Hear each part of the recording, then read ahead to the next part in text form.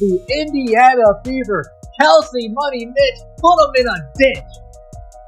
Lexie Hull taking over. Ari McDonald and her farm giving me assists, giving me steals. 5 assists for Ari McDonald. Oh yeah, we're ready. We are ready. The Indiana Fever beat the Washington Mystics in the first game of the Commissioner's Cup, 85-76. The Washington Mystics probably thought they'd crush the Indiana Fever for good. After roughing up Sophie Cunningham in the preseason and blowing them out with a win on May 28th, they assumed the job was done. Caitlin Clark got injured, and most people wrote Indiana off completely. You just getting your first win after a 3-game losing streak. How did it feel? I mean, I'm just proud of our group for staying with it. Obviously, we can't control injuries. We can't control any of that, but I think we had 2 really good practices this week and to be able to come out and get a win after that. I'm just proud of us for fighting, and also just really proud of Ari for coming out and providing just some incredible minutes, 27 minutes, and she was ready. She stayed ready, and we needed every single one of those, and just really proud of the group today. Proud of the squad today.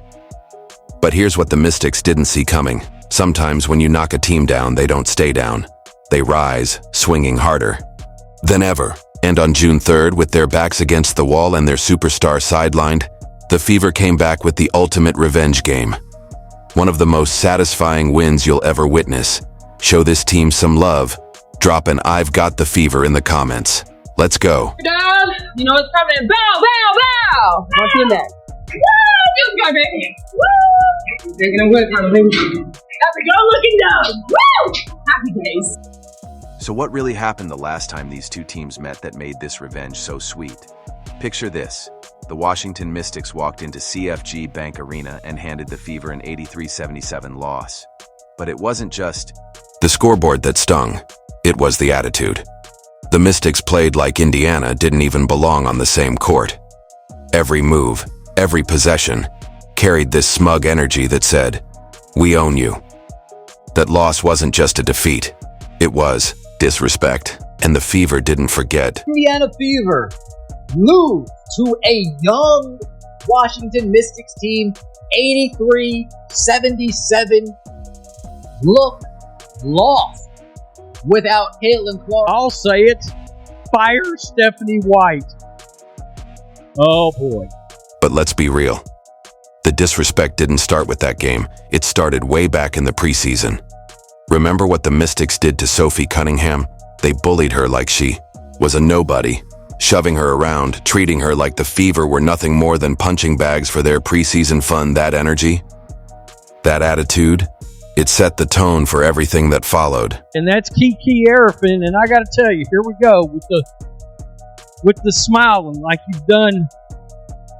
I don't get it. This is the worst part of the WNBA. It is. Then came the moment that changed everything. Caitlin Clark went down with a left quad strain on May 26th against the New York Liberty. Almost instantly, the basketball world started writing the Fever's obituary. "They're done without her," the headline said. 2 weeks out, maybe more. And here's where it got brutal for Indiana. With Clark sidelined, the Fever couldn't catch a break. First, the Liberty took them down. Then, on May 28th, the Mystics came in and flat out embarrassed them. And just when it seemed it couldn't get worse, the Connecticut Sun piled on with another loss on May 31st. 3 straight defeats. 3 games of everyone saying the same thing. The Fever are nothing without Caitlin Clark.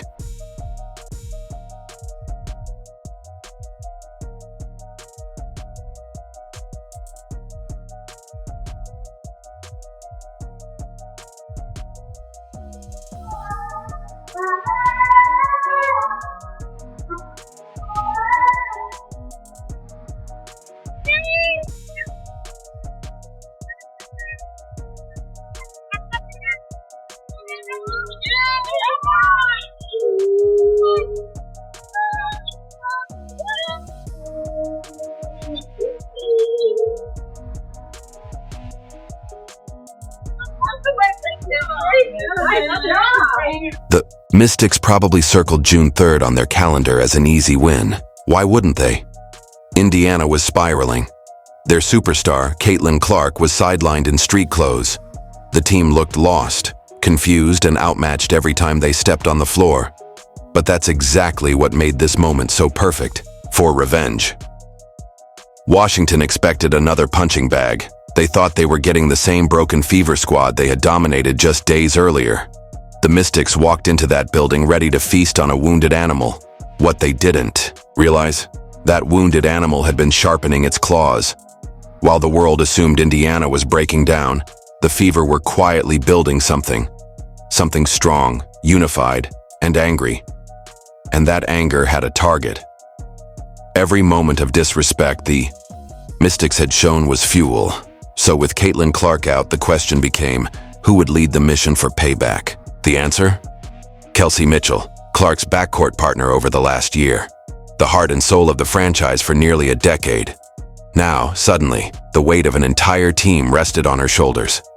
Washington opened strong, scoring 8 straight points, while Indiana missed 5 shots in a row. The Fever needed a spark. Mitchell delivered, catch and shoot, splash, turn the corner, attack the rim, bucket.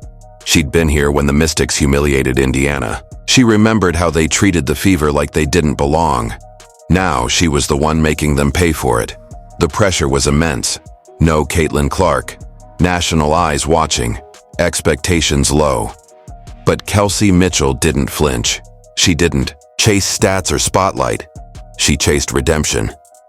Washington had game planned to shut her down.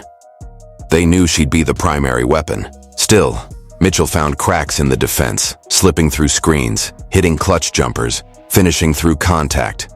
This wasn't just a regular season win. This was personal. This was a statement.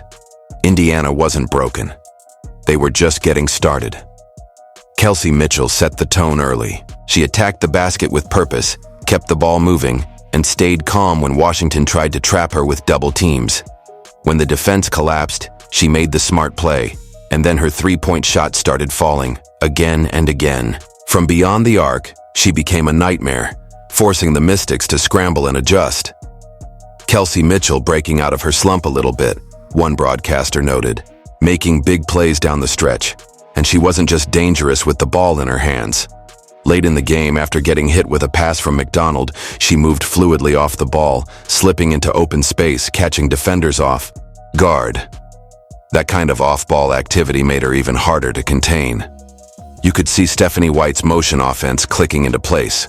Mitchell was in full command.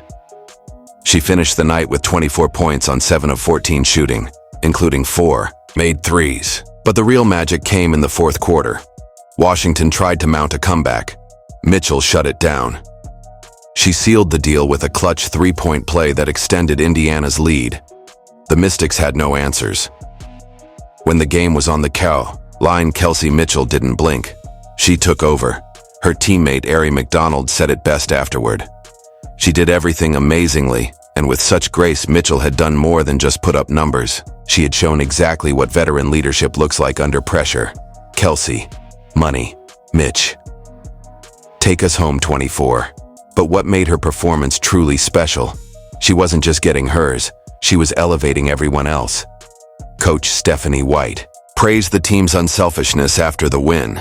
1 assist on 30 made field goals. That's the Kelsey Mitchell effect.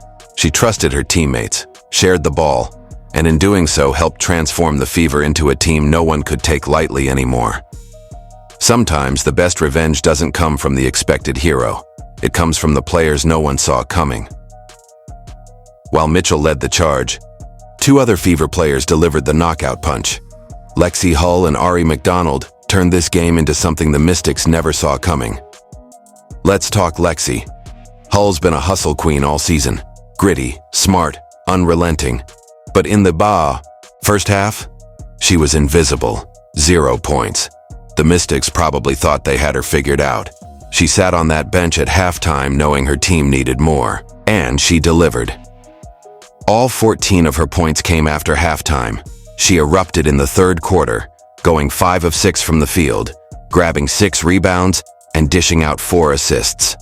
Reverse layups, pull-ups, taking defenders off the dribble. Lexie Hull was cooking. Lexie Hull, what got into you today? Go on with your bad self. She turned into exactly what the Fever needed when the game hung in the balance.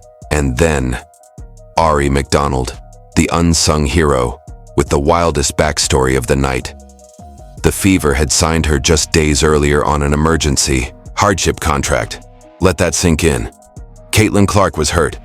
Sophie Cunningham, also hurt. Sydney Coulson, out. McDonald had to fly into Indianapolis, watch film on the plane, learn the plays with the coaching staff midweek, and then get thrown straight into the most emotionally charged game of the season. And she showed up like she'd been there all year. That's how you write a revenge story.